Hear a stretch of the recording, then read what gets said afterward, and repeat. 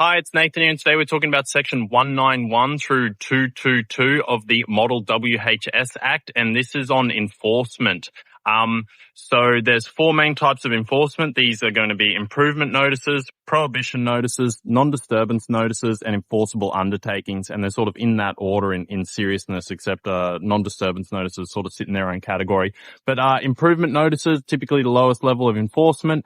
That's when these are all issued by, the improvement notices and prohibition notices and non-disturbance notices are all issued by a WHS inspector, whereas an enforceable undertaking, I believe, it has to be issued by a court.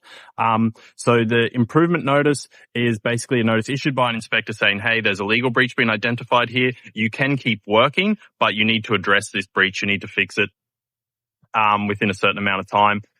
Prohibition notices are essentially the same thing as an improvement notice, but you're prohibited from doing that task until you remedy the breach.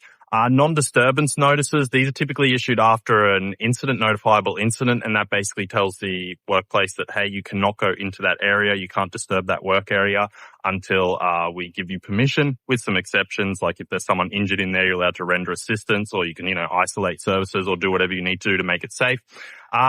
And then we have enforceable undertakings, which are typically in response to serious incidents or serious breaches or a multitude of serious breaches, where instead of prosecution and going to court and issuing like monetary penalties or imprisonment, a business will enter into an agreement with the regulator to implement a certain set of corrective actions or an undertaking to improve health and safety.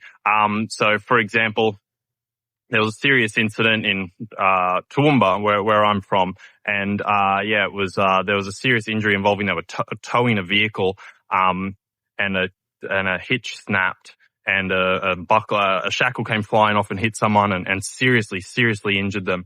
Life-changing injuries. And so they didn't get prosecuted, but the company didn't get prosecuted, but they entered into an enforceable undertaking where they had to upgrade all their plant and equipment, implement training and policies and processes to sort of manage this risk.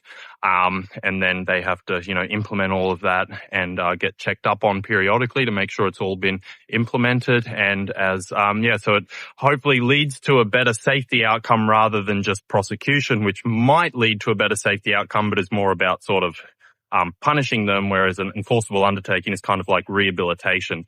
Kind of, if you're going to compare them to like criminal law, it would be, rehabilitation, I guess. So yeah, hope that helps.